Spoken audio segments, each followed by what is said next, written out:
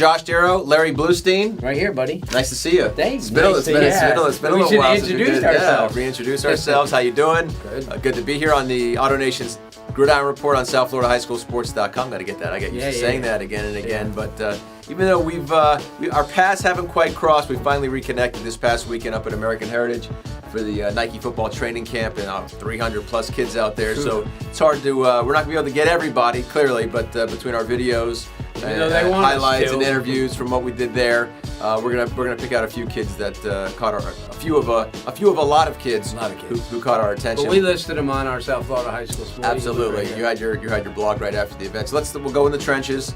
I spent a lot of time over there. You're familiar with a couple of these kids. Two kids that really stood out, dominated on the defensive line.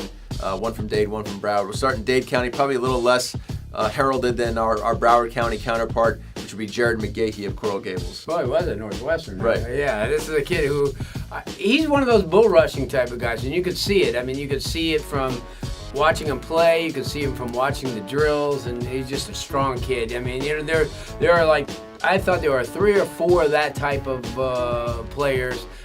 We'll talk about one of them. That was that type of player that could just take you and just make the kid that came over from Island Coast, who's been over here a lot. He committed the FSU.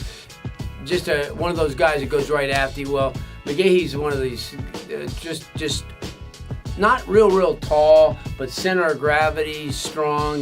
He'll grab onto you and he'll pull you one, and that's why he was winning a lot of the battles. There were a couple of other kids that could have walked away with that title too. Yeah, that's right. He got defensive line MVP, and a guy who I think he might have won every drill, every one-on-one matchup, and we've known about him, but I think he still deserves his due because he did not lose and held his own in every which way. And now at St. Thomas Aquinas, formerly of University School, great kid and a great player, Brandon Boyce.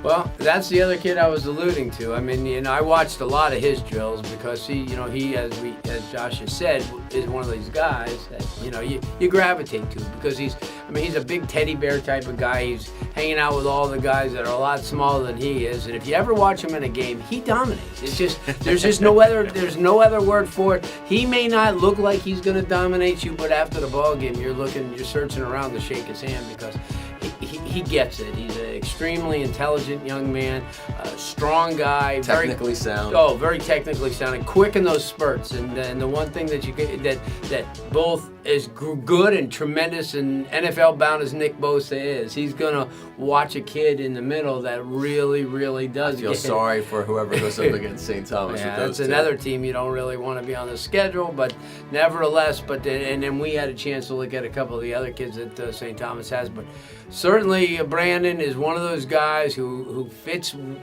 into any situation. He'll have them all hysterical. He's a funny guy to be around. He's a lighthearted guy, and he's going to watch after his teammates. So that's kind of a little bit of a warning to offensive linemen who are looking to get some cheap shots in. All right, so the defensive line MVP from the Nike football training camp was Jared McGahee. The guy that probably also could have won it would have been Brandon Boyce from St. Thomas Aquinas. We will have our eye on both. Since the linemen don't get as much love during the offseason. We'll get them. They can make or break your team come the regular season. For Larry, I'm Josh. Another edition of the AutoNation Gridiron Report here on SouthFloridaHighSchoolSports.com.